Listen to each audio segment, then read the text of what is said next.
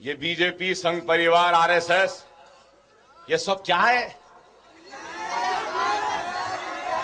ये सब जहरीले सांप है, जहरीले सांप है। सांप कैसा नाचता देखे ना, नाचते हुए सांप, जहरीले सांप को शेर बबर की जरूरत नहीं है भाई।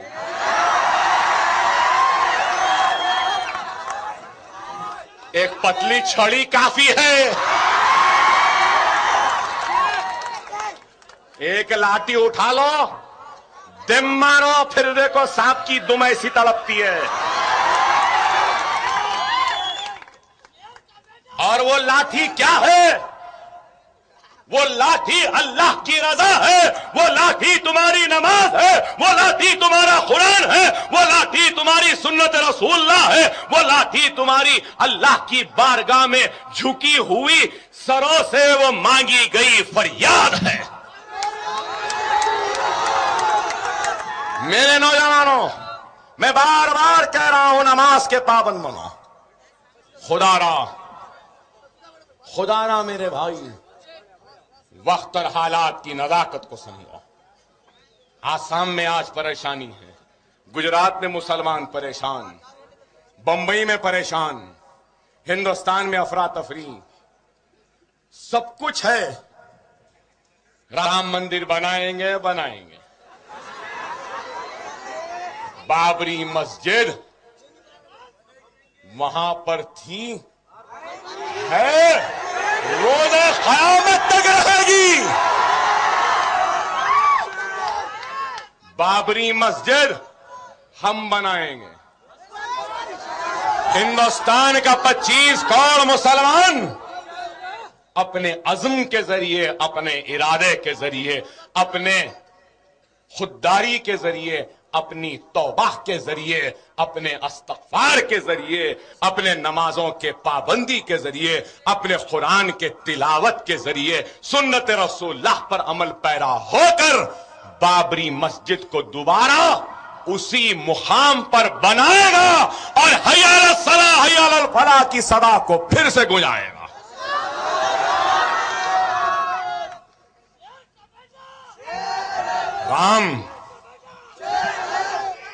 रामचंद्र जी यहां पैदा हुए, वहां पैदा हुए।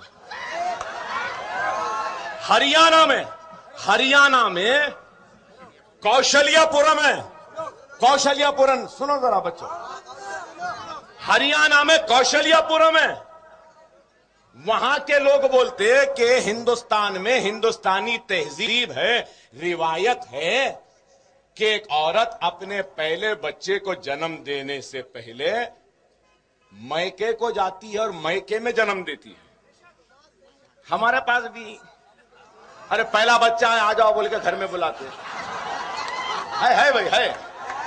एक हिंदुस्तानी तहजीब है, हिंदुस्तानी तहजीब है। इसी तरीके से हरियाणा कौशल्यापुरम के लोग बोलते हैं कि कौशल्या वहां की थी। कौन कौशल्या? राम की मां, दशरथ की बीवी। और वहां के लोग बोलते कि कौशल्या हिंदू तहजीब के हिसाब से मैके को आई थी हरियाणा को, कौशल्यापुरम में, और राम वहां पैदा हुए। 3 पुजारियां बोल रहे हैं अयोध्या में, यहां। अरे अडवाणी, वाजपेयी, उमा भारती, मोदी, बता आखिर राम की मां कहां गई, किधर जन्म दी?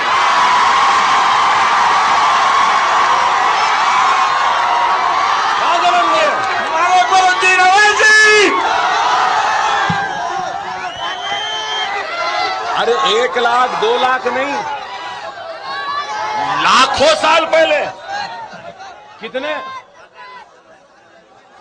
15 लाख साल पहले के। यहां 200-400 साल की तारीख नहीं मालूम करते, इनको 18 लाख साल पुरानी तारीख बताइए। अरे आप बताओ मेरे भाई। बहरहाल एक अजीब और गरीब सूरत हाल है। सालार बोलते थे हर 10 कदम पे, हर 100 किलोमीटर पे जबान बदलती है, तहजीब बदलती है, जीने का सलीका बदलता है, रिवाजें बदलती हैं, तहजीबें बदलती हैं। हद तो ये हो गई कि भगवानों की तस्वीरें भी बदलती हैं। और हमारे पास हमारा अल्लाह एक, रसूल एक, क़िबला एक, कलमा एक, कुरान एक, तो फिर हमें क्यों नहीं बताओ मुसलमानों?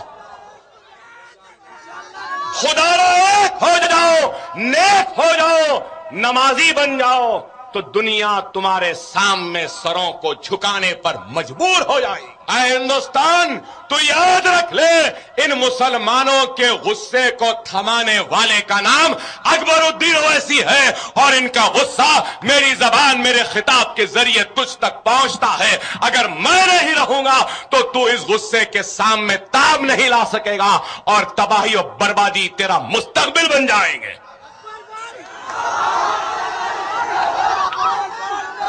अरे अल्लाह का शुक्र है, मेरे सामने ये माइक है, कल को ये माइक नहीं कुछ और थमा लूं।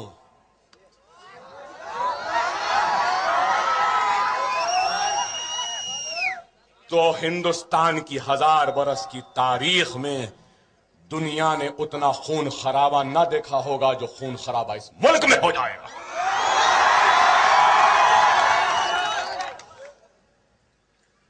आप बताओ, मंदिर के टाट पटरियां लग गए, घंटे बज रही, बाजू गौसे पाक का छिल्ला है, लोग फातिहा देना चाह रहे, नहीं जा सकते। मक्का मस्जिद को नमाज को जा रहे, वीडियो लगाए हुए, मुसल्लियों को रोक दे रही। हम कुछ भी करो तो हमारे ऊपर नजर, उन्हें कुछ भी करो तो कुछ नहीं। पूरे पुलिस के घेरे में बचा रहे हैं, ठीक है। और एक बात मैं कहूंगा, कई ये लोगों के खुदायां हैं, वो क्या क्या जो पूजा करते हैं, कितने राम लक्ष्मण दुर्गा लक्ष्मी फुला क्या क्या है, कितने भाई हर 8 दिन में एक नया पैदा हो जाता है।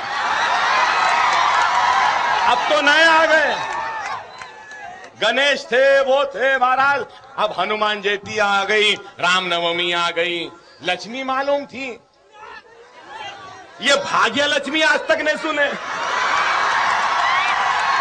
ये कौन सी नहीं है भाई? और दुर्गा सुने, ये सुने, बहरहाल मैं क्या बोलूं, कैसे कैसे नामा है। ये मुबारक महफिल में वो मनुष्य नामों को लेके खराब करना नहीं चाहता। बताइए, मगर भाग्य कहां से आई है? नहीं, बहरहाल इतनी नाइंसाफी हुई, ना पैसा मिला, ना तरक्कियाती सरगर्मियां हुई, ना हमारे बस्तियों में लाइट पानी आई, ना हमको घर मिला, ना हमको जमीन मिली, ना 15 नुकाती प्रोग्राम बना, ना उर्दू के साथ इंसाफ हुआ, ना सरकारी मुलाजमत में रिजर्वेशन दे दिए। हम बोले सरकारी मुलाजमत में रिजर्वेशन दे दिए, एक नया तरीका इख्तियार करे, क्या लंप पे ले रहे, लंप बोलते हैं ना उसको, कॉन्ट्रैक्ट बेसिस पे ले रहे। मतलब ये कि यहां पे एक 25 आदमियों की जरूरत है, तो कोई यल्लया मल्लया को बोल रहे हैं कॉन्ट्रैक्टर को, यहां पे 25 लोगों की जरूरत है, 25 लोगों को ला लो। वो 25 लोगों को ला रहा है, वो यल्लया मल्लया, तो उन्हें पूरे अपने लोगों को ला रहा है, बालया को ला रहा, फुला को ला रहा। क्या कर रहे हैं? अगर सरकारी तकर्रुरात होंगे तो रिजर्वेशन को फॉलो करना पड़ेगा। लंप में ला लिए तो रिजर्वेशन नहीं होता, लंप में ला ले रहे, कॉन्ट्रैक्ट बेसिस पे ला ले रहे, 2-3 साल के बाद बोल रहे हैं कि 3 साल से काम कर रहा है, इसको परमानेंट कर दो। हद हो चुकी। बकरी ईद हमारे भाई नहीं मना सके, 2 करोड़ के जानवरों को पकड़ लिया, जब्त कर लिया कि ये गाय को नहीं ला सकते। हां, मैं जानता हूं कानून है, लेकिन एक सर्टिफिकेट दिया जाता है वेटरनरी डॉक्टर की जानिब से कि ये जानवर बीमार है, इसको काट के खाया जा सकता है। सर्टिफिकेट रहने के बाद, सर्टिफिकेट दिखाने के बाद में मुसलमान खरीद कर कुर्बानी के लिए लाता है तो उसको जब्त करके गौशालाओं में डाल दिया जाता है और ये बोला जाता है कि ये हमारी माता है। ठीक है, तुम्हारी माता है, बराबर है बराबर माता, इस बात से इनकार नहीं।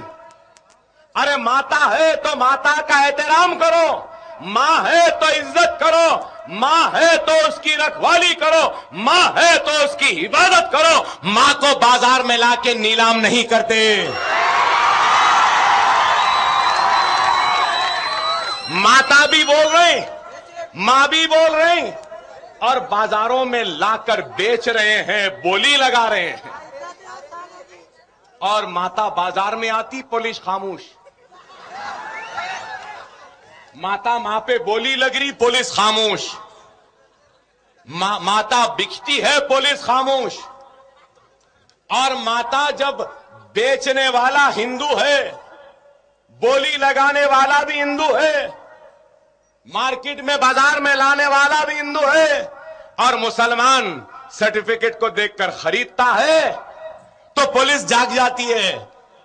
विश्व हिंदू परिषद सब आंख खोल लेते, क्या हुआ? नहीं, मुसलमान मां को खरीद लिया, उसको काट रहा।